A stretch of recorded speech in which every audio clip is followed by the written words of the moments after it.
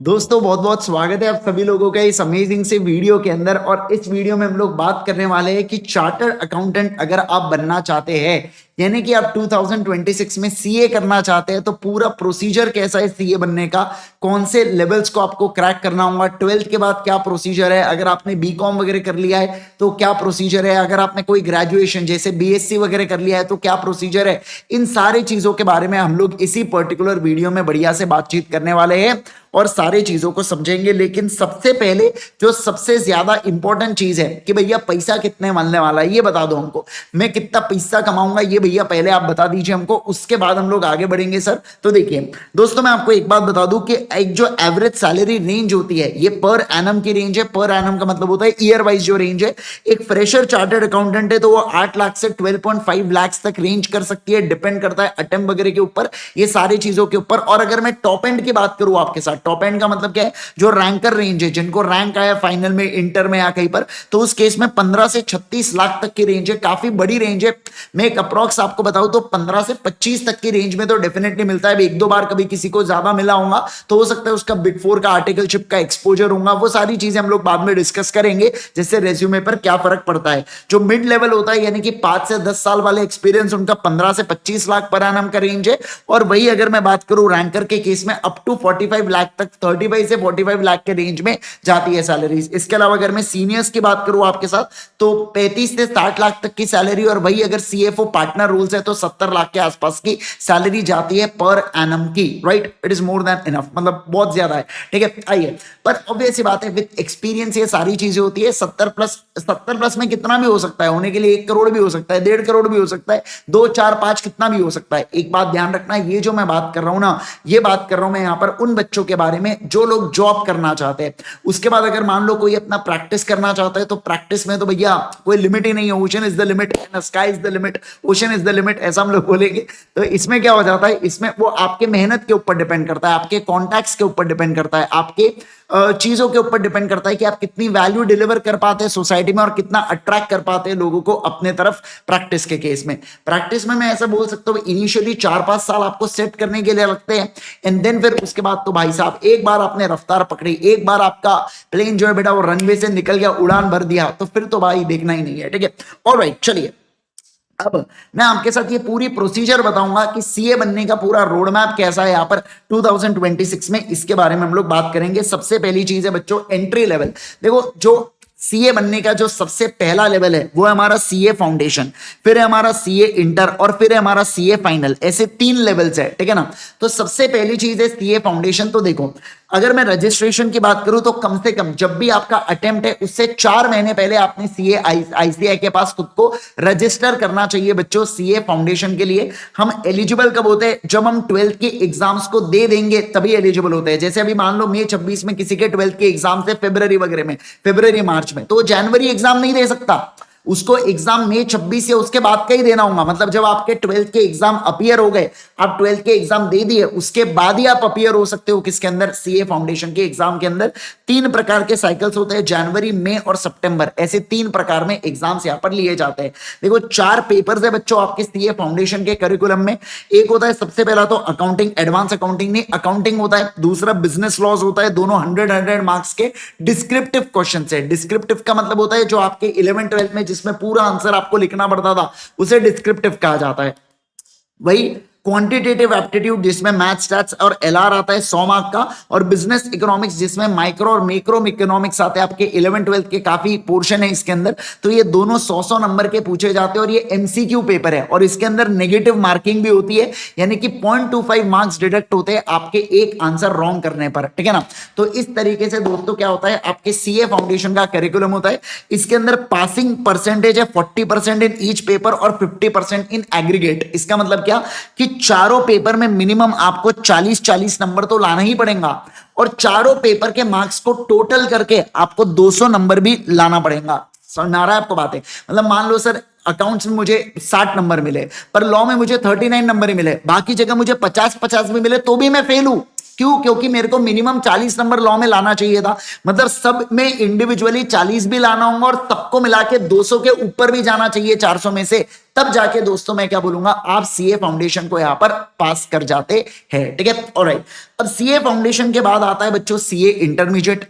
CA intermediate को appear करने के लिए दो रूट है, एक तो बच्चों आप सीए फाउंडेशन पास करके सीए इंटर में जा सकते हो, यह एक डायरेक्ट एंट्री रूट होता है, यानी कि अगर आप ग्रेजुएट हो, आपने बीकॉम कर लिया है, बीएससी कर लिया है, तो उसके इसके अंदर 55% मार्क्स लगते हैं अगर कॉमर्स बैकग्राउंड है तो, और 60% मार्क्स लगते हैं अगर अदर देन कॉमर्स बैकग्राउंड है तो। एक बार ये परसेंटेज को थोड़ा सा आप फिर से देख लेना, 55% को लेके तो मैं श्योर हूं, पर अदर देन कॉमर्स बैकग्राउंड के लिए मैं उतना एकदम श्योर नहीं हूं। ठीक है ना, तो आप उस चीज को एक बार क्या कर लेना, उस चीज को आप एक बार चेक कर लेना। ठीक है, ऑलराइट। इसके अलावा डायरेक्ट एंट्री रूट से भी आप क्या कर सकते हो बच्चों, डायरेक्ट एंट्री रूट से भी आप यहां पर जा सकते हैं। अब अगर मैं बात करूं स्टडी पीरियड के बारे में, तो स्टडी पीरियड कितना होता है, तो देखो 8 मंथ्स का मैंडेटरी स्टडी पीरियड है। यहां पर 8 दिख रहा था मुझे, वैसे मैं आपको बताऊं तो 9 मंथ्स का स्टडी पीरियड मैंने पढ़ा हुआ यहां पर इंस्टीट्यूट के करिकुलम में, बट ठीक है 8 हो या 9 अटेम्प्ट तो आपका तभी आने वाला है। एग्जाम्पल के लिए मान लो जनवरी 25 का एग्जाम को मैं पास कर जाता हूं, इसका रिजल्ट आता है बच्चों मार्च में, मार्च से 8 महीने 9 महीने भी पकड़ेंगे तो भी अगला जनवरी अटेम्प्ट ही मैं दे पाऊंगा क्या? बिल्कुल। मान लो मैं मई एग्जाम्स को अपियर करता हूं, मैं वो पास करता हूं, तो मैं अगला मई एग्जाम दूंगा, अगले साल का मई वाला अटेम्प्ट दूंगा। ठीक है ना, तो इस तरीके से आपको यहां पर क्या मिलता है, 8 से 9 मंथ्स का स्टडी पीरियड मिलता है, जिसके अंदर आपको 2 ग्रुप को कवर करना पड़ता है। ग्रुप वाइज यहां पर सब्जेक्ट्स है, जैसे अकाउंट्स है, पहले सब्जेक्ट पहले इसमें अकाउंट्स, कॉर्पोरेट लॉज और टैक्सेशन है, और ग्रुप 2 के अंदर कॉस्टिंग, ऑडिट और financial management and strategic management है। ऐसे सब्जेक्ट्स है, अगेन सेम क्राइटेरिया है, 40% इन ईच सब्जेक्ट पासिंग होता है और 50% एग्रीगेट में आपको लाना है। जैसे 600 नंबर के पूरे सब्जेक्ट मिला के, तो एग्रीगेट में 300 लाना है और हर एक सब्जेक्ट में आपको 40-40 नंबर भी स्कोर करना पड़ेगा। और यहां पर पासिंग ग्रुप वाइज भी होती है। अब ये ग्रुप वाइज क्या है, जब आप लोग सीए इंटर में पहुंच जाएंगे तो उसके बारे में मैं आपको डिटेल में वीडियो बना दूंगा, बस इतना समझ लो कि एक एक करके भी ग्रुप को पास किया जा सकता है सीए इंटर के अंदर। ठीक है, ऑलराइट सर, ओके।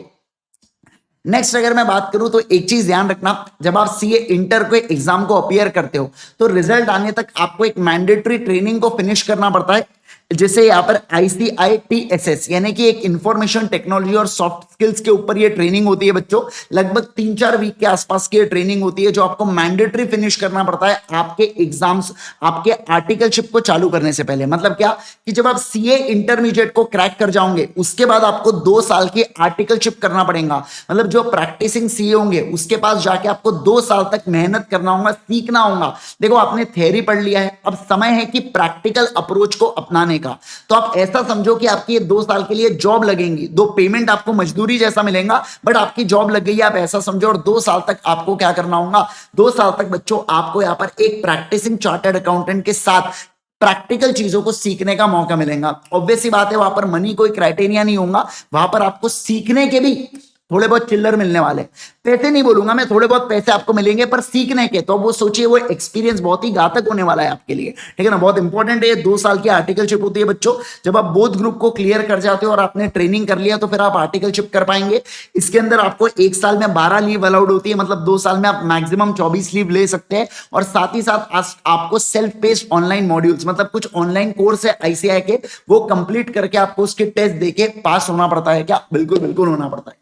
एक बार ये सारी चीज हो गई ना, उसके बाद आपको सुनो ना, उसके बाद आपको यहाँ पर कंप्लीट, मतलब एक बार आपने 2 साल की आर्टिकलशिप और SPOM कर लिया, फिर उसके बाद आपको क्या करना पड़ता है, फिर आप एलिजिबल होते हो सीए फाइनल के पेपर्स देने के लिए। अब सीए फाइनल में भी 2 सब्जेक्ट है सेम पासिंग क्राइटेरिया के साथ की 40% इंडिविजुअल सब्जेक्ट एंड 50% एग्रीगेट, और इंडिविजुअल ग्रुप भी आप पास कर सकते हो। पहले ग्रुप में आता है FR AFM एडवांस, और मतलब यहाँ पर ऑडिट। ग्रुप 2 में आता है DT IDT और IBS इंटीग्रेटेड बिजनेस सॉल्यूशन, जिसके अंदर मल्टीपल अलग अलग सब्जेक्ट्स के यहाँ पर सवाल पूछे जाते हैं। इसका जो रिजल्ट है, जब आप सीए, मतलब ऑब्वियस सी बात है, जब आप दोनों ग्रुप को पास कर जाओगे तो आप यहाँ पर सीए बन जाते हैं। एंड अकॉर्डिंगली फिर अगर मैं बात करूं तो आप यहाँ पर चार्टर्ड अकाउंटेंट बन जाते हैं। एक और चीज मैं बताऊं आपको, तो जब आप आर्टिकलशिप करते हो ना, तब आपको सीए फाइनल से पहले भी एक ट्रेनिंग को कंप्लीट करना होता है। तो वो ट्रेनिंग को भी आप कंप्लीट करने के बाद ही आप अपीयर होते हो बच्चों किसके अंदर, सीए फाइनल के पेपर के अंदर। ठीक है, ऑलराइट। अब आपके लिए की माइलस्टोन है बच्चों कि जनवरी 26 को मान लो अगर आपको एग्जाम देना है तो 1 सितंबर 2025 तक रजिस्ट्रेशन होना चाहिए। मान लो आप मई 26 को अटेम्प्ट देना चाहते हो तो 1 जनवरी तक आपका रजिस्ट्रेशन होना चाहिए। मान लो अगर आपको सितंबर में पेपर देना है तो वहां से 4 महीने पहले पहले तक आपका रजिस्ट्रेशन यहाँ पर हो जाना चाहिए। इस चीज का आपको ध्यान रखना है। अब मैं आप लोगों के एक रफली टाइम फ्रेम बता के दे देता हूं कि अगर मान लो अभी आप 12th में हो और आप अपना एग्जाम मई 26 में देने वाले हो, तो आप क्लियर कर जाओगे इसको। मान लो मई 26 में आपने फाउंडेशन दिया और हम लोग मान लेते हैं कि हमने फर्स्ट अटेम्प्ट में क्लियर कर लिया, तो हमारा इंटर का एग्जाम कब आएगा बच्चों? मई 26 के अंदर हमारा इंटर का एग्जाम आएगा, बराबर है। और जो हमारा फाइनल का एग्जाम है वो कब आने वाला है? फाइनल का एग्जाम आने वाला है 2 साल की आर्टिकलशिप आप करोगे प्लस 6 महीने का आपको स्टडी लीव मिलेगा, यानी कि 2.5 साल के बाद जो अटेम्प्ट आएगा। मान लीजिए जैसे फॉर एग्जांपल जनवरी 29 में आपका क्या आने वाला है बच्चों? जनवरी 29 में आपका यहां पर आने वाला है सीए फाइनल का अटेम्प्ट, ठीक है ना। तो इस तरीके से पूरी कैटेगराइज यहां पर किया जाता है। इस तरीके से आपका अटेम्प्ट आएगा। लगभग 4 से 4.5 साल लगता है बच्चों यहां पर पूरे सीए करिकुलम को फिनिश करने के लिए, अगर आप थरली फर्स्ट अटेम्प्ट में सारी चीजें क्लियर करते हुए चलते हो तो, कि मैं यहां पर बात कर रहा हूं, ठीक है ना। तो मेहनत आपको बहुत ज्यादा लगता है पर रिवॉर्डिंग भी है कोर्स, डेफिनेटली रिवॉर्डिंग है। मेहनत बहुत ज्यादा लगती है, कंसिस्टेंसी बहुत ज्यादा लगती है, तब जाके आप सीए बनते हो। ऐसा नहीं है कि आपने हल्के में ले लिया, एग्जाम के कुछ दिन पहले पढ़ लिया तो फाउंडेशन तो क्लियर कर जाओगे, पर इंटर फाइनल में जो अटेम्प्ट लटकेंगे ना बेटा, उसकी हवा नहीं लगेंगी, उसके भनक नहीं लगेंगी। बाकी अगर आपको कोई भी और डाउट है तो आप सीए आईजी सर, ये मेरे पर्सनल टेलीग्राम आईडी है बच्चों, इसके ऊपर आप मुझे डीएम कर सकते हो और अगर आपको कोई भी क्वेरी है तो आप मुझसे पूछ सकते हो। इसके साथ साथ मैं आपको बता दूं, अगर आपको मई 26 का एग्जाम देना है या सितंबर का एग्जाम देना है तो मई 26 के लिए बहुत कम समय बचा हुआ है, तो उसके लिए मैंने अपनी exam oriented batch CA foundation law की लॉन्च कर दिया, जो आप एनरोल कर सकते हैं ultimatece.com के ऊपर, या आप इस नंबर के ऊपर कांटेक्ट करके हमारे टीम से बात भी कर सकते हो, आपको गाइड कर देंगे। आपको सिर्फ लॉ चाहिए तो आप सिर्फ लॉ के लिए एनरोल कर सकते हो। अभी इसका प्राइस कट होके 2999 हो चुका है, यानी कि 3000 रुपए हो चुका है, और वही कॉम्बो के लिए भी आप यहां पर एनरोल कर सकते हैं। ultimatece.com के ऊपर अगर आप विजिट करेंगे तो स्ट्रक्चर्ड मैनर में यहां पर पूरी पढ़ाई कराई जाती है। एग्जाम ओरिएंटेड की खास बात यह है बच्चों की कम समय में मैक्सिमम आउटपुट होता है। 91 आवर्स के अंदर मैं आपको सीए फाउंडेशन लॉ के पूरे चैप्टर्स को, concepts along with question and answers की राइटिंग प्रैक्टिस सब कुछ, और उसके अंदर टेस्ट भी इंक्लूडेड होती है, जिसके अंदर मैं आपकी सिर्फ आपकी जो चैप्टर वाइज टेस्ट है वो भी मैं आपकी इसके अंदर कंडक्ट करवाता हूं। तो ये पूरी चीजें अवेलेबल है बच्चों किसके ऊपर? ultimatece.com के ऊपर।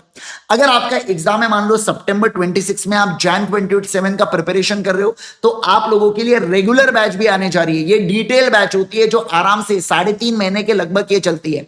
ये वाली जो बैच है बच्चों, ये लगभग 1 से 1.5 महीने के अंदर फिनिश होती है। ये कम आवर्स 91 आवर्स में मैं लॉ को फिनिश करवाता हूं।